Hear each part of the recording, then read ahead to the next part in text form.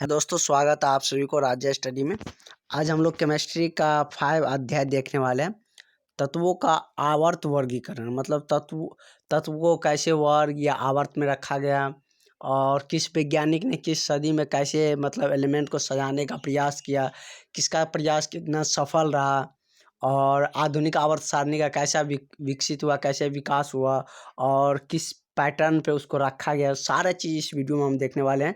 क्योंकि आप इस टॉपिक को पढ़ने के बाद आपका तत्वों के मतलब वर्गीकृत करने का जो प्रॉब्लम रहता है वो आपको 100% क्लियर हो जाए, कभी भी आपके मतलब माइंड में नहीं रहेगा। क्योंकि हम उसको पीरियडिक टेबल के साथ हम दिखाने वाले हैं और साथ ही सब वैज्ञानिक का नाम भी जिक्र करेंगे और वह किस सिद्धांत पे कैसे उसको फॉलो किया, किस तरीके से सजाने का प्रयास किया, सब देखते हैं।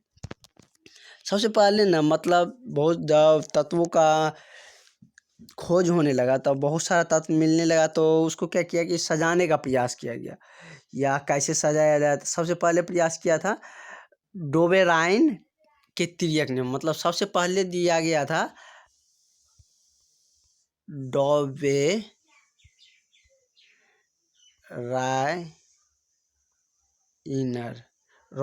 डोबेराइनर का तिर्यक, जिसे हम तिर्यक नियम बोलते हैं। डोबेराइनर का क्या दिया था? तिर्यक नियम दिया गया था। इसका मतलब क्या होता है कि वह परमाणु द्रव्यमान का औसत निकालता था। जैसे दो परमाणु द्रव्यमान का औसत निकालता था। जैसे सोडियम हो गया, जैसे क्या हो गया? सोडियम हो गया। सोडियम का परमाणु द्रव्यमान कितना होता है? 40 होता है, 14 होता है। उसके बाद क्या हो गया? सोडियम और लिथियम। जैसे सोडियम ले लिया, उसके बाद क्या ले लिया कि लिथियम ले लिया, तो लिथियम का कितना होता है? सोडियम का परमाणु द्रव्यमान 23 होता है।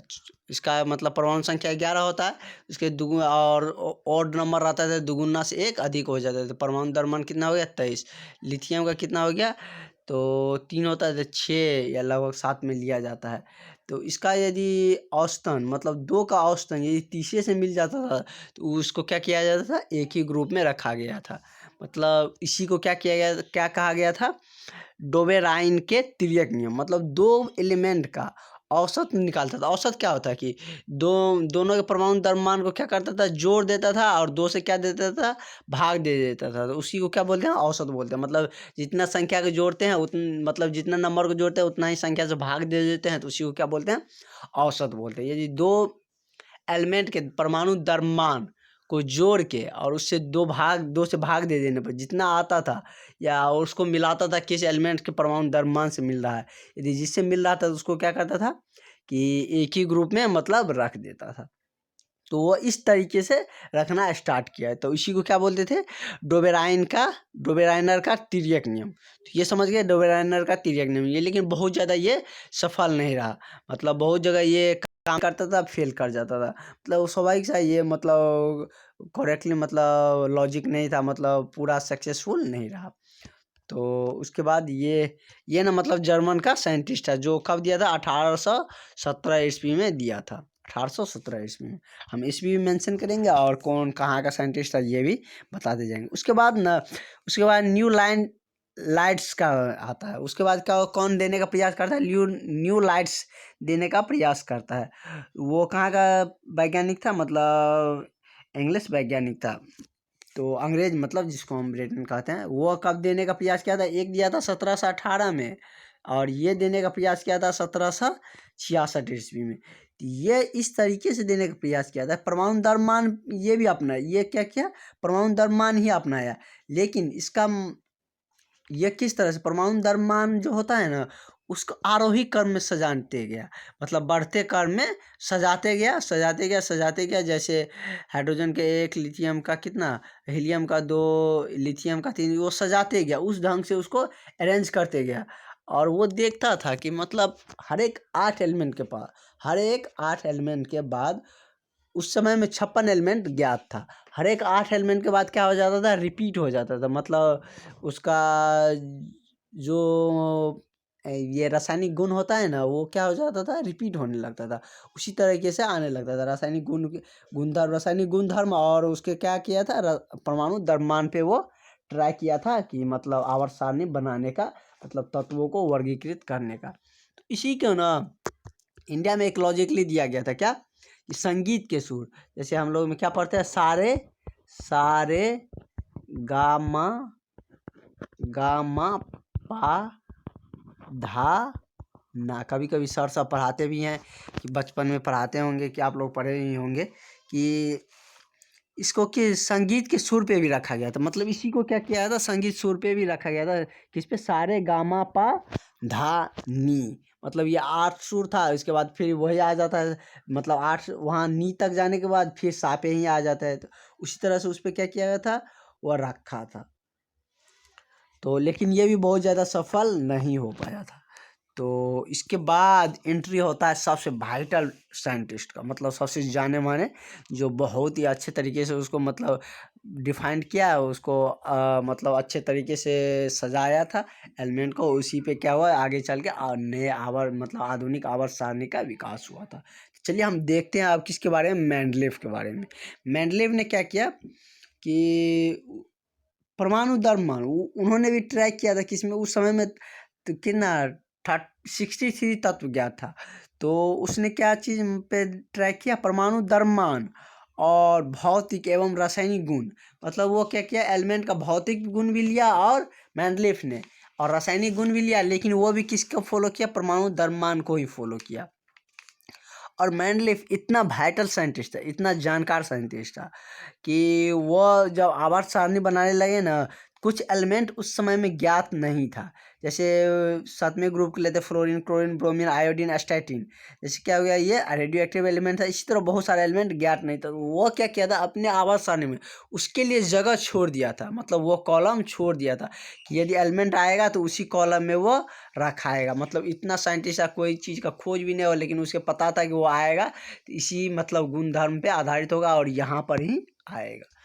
तो उसने उसका मतलब उसका आवर्त सारणी बहुत विकसित हुआ। मतलब वो उसका आवर्त सारणी बहुत ही चला। वो रूस का साइंटिस्ट था, रूस के रहने वाले थे। तो बहुत विख्यात हुआ, मतलब बहुत प्रचलन में आया। लेकिन उसमें थोड़ी सी कमियां उसमें भी आने लगी, क्योंकि वो अभी किस पे वर्गीकृत किया था, हाँ, और इसी ने वर्ग और आवर्त को कन्फाइंड किया था। इसी ने वर्ग और आवर्त में बांटा था, रखा था समूह, और क्या बनाया था, आवर्त बनाया था। आवर्त और वर्ग दोनों किसने बनाया था, मेंडलीव के द्वारा ही दिया गया था। तो इसमें मतलब परमाणु द्रव्यमान पे था तो पूरा एग्जैक्ट नहीं हो पाता था, क्योंकि परमाणु द्रव्यमान आप देखते हैं कभी किसी का कुछ हो जाता है, कभी किसी का कुछ हो जाता है। मतलब आप यदि दुगुना करिएगा तो किसी, जैसे सोडियम का ही देखिए तो 11 होता है, तो 11 दूनी 22 होनी चाहिए, लेकिन 23 होता है। तो उसी तरह बहुत जगह वैरी करने लगता है परमाणु द्रव्यमान। तो इस पे मतलब बहुत ज़्यादा मतलब सक्सेस नहीं होने, लेकिन सबसे ज़्यादा यदि अच्छा माना गया था तो मेंडलीव के ही आवर्त सारणी को दिया गया था। तो इसके बाद और सब जितने भी साइंटिस्ट थे, तो सब सोचा कि इसी को मतलब क्या किया जाए, मॉडिफाई किया जाए। मतलब मेंडलीव के आवर्त सारणी को ही क्या किया, सबने मॉडिफाई किया, मतलब उसको अच्छा बनाया, मतलब अच्छे तरीके से उसको रखा। मतलब तब उसने सब साइंटिस्ट ने क्या जोड़ा, क्या सोचा कि अब ना हम लोग एलिमेंट को रखेंगे तो किसके, मतलब वो उसी को फॉलो किया जो रूल रेगुलेशन था मेंडलीव का, उसी का। लेकिन वो क्या किया कि सबने क्या सोचा कि अब परमाणु द्रव्यमान नहीं, परमाणु संख्या के आधार पर हम एलिमेंट को रखेंगे। और उसने क्या किया कि परमाणु संख्या के आधार पर एलिमेंट को रखना शुरू कर दिया। तो चलिए देखते हैं परमाणु संख्या के आधार पे कैसे एलिमेंट को रखना स्टार्ट किया था, ताकि सब एलिमेंट को क्या परमाणु संख्या के आधार पे रखना स्टार्ट कर दिया। तो चलिए देखते हैं कैसे हम परमाणु संख्या के आधार पे रखते हैं। जैसे देखिए, तो मेंडलीव ने क्या दिया था हमको, ग्रुप और पीरियड दे दिया। ग्रुप का मतलब क्या होता है, वर्ग, और पीरियड का मतलब आवर्त होता है। तो इसको इसके आधार पे उसने क्या किया, रखना शुरू कर दिया। तो कितना ग्रुप बनाया था वो हम देखेंगे उसमें। मतलब ग्रुप कितना है, ग्रुप 18 है, और आवर्त, आवर्त जो क्षैतिज होता है, मतलब जो नीचे की तरफ आता है वही क्या है, आवर्त। और ऐसे वर्टिकल जो खड़ा होता है उसे हम क्या होता है, वर्ग। तो उसने परमाणु संख्या जैसे हाइड्रोजन के एक है, तो यहाँ पे रखा है हीलियम, और उसके मतलब रासायनिक और भौतिक दोनों गुण के आधार पे भी, और हीलियम को अलग, मतलब उसी ने मतलब एस ब्लॉक भी और पी ब्लॉक को भी कॉन्फाइंड किया, और कौन सा एलिमेंट एस ब्लॉक में जाएगा, कौन सा एलिमेंट पी ब्लॉक में जाएगा, कौन सा एलिमेंट डी ब्लॉक में जाएगा, सारा इसी में मतलब मॉडर्न पीरियडिक टेबल आवर्त सारणी में ही डिसाइड किया गया और इसी में रखा गया। तो आप देख सकते हैं कैसे इसको अरेंज किया गया। सबको मतलब क्या परमाणु संख्या ही डिनोट किया गया, जैसे लिथियम ही है तो इसको भी क्या परमाणु संख्या 3 से डिनोट किया और उसी के आधार पर परमाणु संख्या के आधार पर ही रखा गया। और नीचे आने पर उसका रेडियस कैसे बढ़ता है, मतलब त्रिज्या कैसे बढ़ता है, ये किस पे डिफाइन, किससे मतलब पता चलता है, परमाणु संख्या से ही पता चलता है। तो चलिए के मतलब भौतिक और रासायनिक गुण के आधार पर और तत्वों के मतलब परमाणु संख्या के आधार पर सजा दिया गया, मतलब और एस ग्रुप, पी ग्रुप और डी ग्रुप में भी बांट दिया गया। तो इसमें देखते हैं तत्वों को मतलब 2 भाग में बांटा गया, किसमें, वर्ग और आवर्त में। तो दिखा दिए थे वर्ग किस कैसे था, वर्ग मतलब ऐसे था, क्या क्षैतिज वाला था, और ऊर्ध्वाधर मतलब खड़ा था ना वर्ग, वैसे ऐसे कॉलम था, ऐसे 1 2 3 4 5 6 ऐसे करके 18 था ना, और ऐसे जो था नीचे में पड़ा हुआ था 1 2 3 4 7 का 7 गो जो था वो क्या था, आवर्त था। मतलब वर्ग को क्या करता है, उद्गार, उद्गार मतलब ऊर्ध्वाधर मतलब क्या, खड़ा जो रहता है, और आवर्त को क्या बोलते हैं हम, क्षैतिज बोलते हैं। तो वर्ग की संख्या कितना, 18, और आवर्त की संख्या कितना है, 7 है। मेनली तत्वों के वर्गीकरण में हमको यही पढ़ना है। तो उसके बाद हम देखते हैं, तो पॉइंट देखते हैं, मेंडलीफ ने आवर्त सारणी को किस आधार पर रखा था, परमाणु द्रव्यमान के आधार पे बांटा था, और क्या, रासायनिक गुण और भौतिक गुण के आधार पे भी रखा था। और आधुनिक आवर्त सारणी अभी जो हम लोग प्रचलन में, हम जो अभी हम लोग जो पढ़ते हैं वो किस आधार पे, किस पे रखा गया है, आधुनिक आवर्त सारणी परमाणु संख्या के आधार पे बांटा गया है, परमाणु संख्या के आधार पे रखा गया है। आवर्त सारणी में ऊपर से नीचे आने पर, ऊपर से हम नीचे जैसे lithium, sodium, potassium, rubidium, beryllium, magnesium, calcium, तो ऊपर से यदि हम नीचे की तरफ आते हैं तो उसका धात्विक गुण बढ़ता है। मतलब यदि पूछा जाए बेरिलियम और मैग्नीशियम में सबसे ज़्यादा धात्विक गुण किस में है, तो किस में बोलेंगे हम, मैग्नीशियम। ये भी जानना बहुत ज़रूरी है। मतलब नीचे की तरफ आने पर क्या होता है कि धात्विक गुण बढ़ता है और उसका साइज भी बढ़ते जाता है नीचे की तरफ आने, ऊपर में साइज, एटम का साइज छोटा रहता है और नीचे आने पे क्या होता है, बढ़ते जाता है, और साइज से बहुत आगे 11th में बहुत चीज़ उसमें डिफाइन करता है। मतलब कौन सा एलिमेंट कितना स्ट्रॉन्गर होगा, कौन सा एलिमेंट कितना जल्दी एलिमेंट को दे पाएगा, इलेक्ट्रॉन को दे पाएगा या ले पाएगा, ये साइज से ही पता चलता है। तो ये भी ध्यान में रखेंगे कि नीचे आने पर क्या होता है कि धात्विक गुण बढ़ता है और रेडियस भी बढ़ते जाता है नीचे आने पर। उसके बाद क्या होता है कि विद्युत धनात्मक, नीचे आएंगे, अब धात्विक गुण बन रहा है तो विद्युत धनात्मक भी बढ़ता जाता है। मतलब देने की साइज बड़ा होते जाता है तो वो देने की कैपेसिटी, साइज बड़ा होगा तो न्यूक्लियस से दूर जाते जाएगा एलिमेंट बाहरी कक्षा का, तो वो जल्दी इलेक्ट्रॉन कोई दूसरा खींच लेगा, दे देगा, तो उस पर क्या होगा, विद्युत धनात्मक गुण आ जाएगा। मतलब दे देता है इलेक्ट्रॉन तो उस पर क्या आ जाता है, विद्युत धनात्मक। और कोई भी एलिमेंट इलेक्ट्रॉन ग्रहण करता है तो उस पर कौन सा चार्ज आता है, विद्युत ऋणात्मक। आवर्त सारणी में बाएं से दाएं मतलब इधर से इधर, जैसे क्या कि lithium, beryllium, boron, carbon, nitrogen, इधर से इधर जाने पर क्या होता है कि मतलब लेफ्ट से राइट, मतलब बाएं से दाएं जाने पर क्या होता है, अधात्विक गुण, मतलब अधात्विक गुण बढ़ता है, विद्युत ऋणात्मकता और परमाणु का आकार घटता है। तीनों एक ही चीज में लिख दिया। अधात्विक गुण क्या, मतलब अधातु आगे जाके पी ब्लॉक में, इधर क्या है, एस ब्लॉक रहता है, बीच में डी, इधर जाके क्या है, पी ब्लॉक। तो पी ब्लॉक के ही कुछ एलिमेंट क्या है, अधातु है। इधर से इधर जाएंगे तब ना अधात्विक गुण बढ़ता जाएगा। इधर से इधर जाने पे क्या होता है, अधात्विक गुण बढ़ता जाता है, आइटम का साइज छोटे होते जाता है, आइटम का साइज छोटे होता जाता है, विद्युत ऋणात्मकता मतलब उस पर कम होते जाता है, विद्युत ऋणात्मकता बढ़ते जाता है, धनात्मकता कम होते जाता है। उसके बाद है जो इसे मेनली क्वेश्चन आता है वही पॉइंट आपके लिखे हैं आपके लिए, कि ताकि आप बहुत कम पढ़ के बहुत अच्छे कर सके और जितना भी उससे रिलेटेड जानकारी है सब आप ग्रहण कर सके। ये ऐसे पॉइंट आपके लिए किसी भी बुक में ना तो ऐसे सजा के लिखा हुआ है, ना आपके लिए कहीं से उपलब्ध होगा। हमने आपके लिए बहुत ही अच्छे तरीके से इस तरह से सजा के रखे हैं। यदि आप चैनल पर नए हो तो सब्सक्राइब जरूर करिएगा। उसके बाद है जो परमाणु आवर्त सारणी में जिस वर्ग में हो उसकी बाह्यतम कक्षा, इलेक्ट्रॉन की संख्या उतना ही होता है। मतलब जिस वर्ग में, जैसे कार्बन क्या है, चौथा ग्रुप में है, ये पीरियडिक टेबल में भी हम बताए थे। उसमें बाह्यतम कक्षा में कितना इलेक्ट्रॉन है? 4 इलेक्ट्रॉन है। चौथा ग्रुप में, इसका मतलब क्या? बाह्यतम कक्षा के आधार पर ही रखा गया है। उसके बाह्यतम कक्षा में क्या? 4 इलेक्ट्रॉन है। अधिकतम कितना है? 4 इलेक्ट्रॉन है। वो 4 को बॉन्ड बना सकता है अधिकतम, ये भी लिख दिए हैं। अधिक से अधिक उतना ही बॉन्ड बना सकता है, मतलब जो इलेक्ट्रॉन जिस कक्षा में है वह उतना ही अधिक से अधिक बॉन्ड बनाता है। इसलिए कार्बन क्या होता है? हमेशा 4 बॉन्ड बनाता है। ऑक्सीजन कितना बनाता है? 2 बनाता है। ऑक्सीजन किस ग्रुप में? छठा ग्रुप में। बनाने के लिए वो 6 बना सकता है, क्योंकि बाह्यतम कक्षा में 6 इलेक्ट्रॉन है। लेकिन हर एलिमेंट क्या चाहता है? अष्टक पूरा करना। तो वो 6 ही है, तो 8 को पूरा आएगा, तो 2 ही पूरा आएगा, तो इसको अष्टक नहीं पूरा हो जाएगा।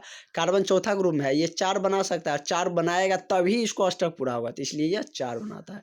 जैसे मैग्नीशियम, आपसे यदि पूछा जाए कि MgCl2 क्यों लिखा रहता है, मैग्नीशियम के साथ 2 क्लोरीन क्यों अटैच रहता है?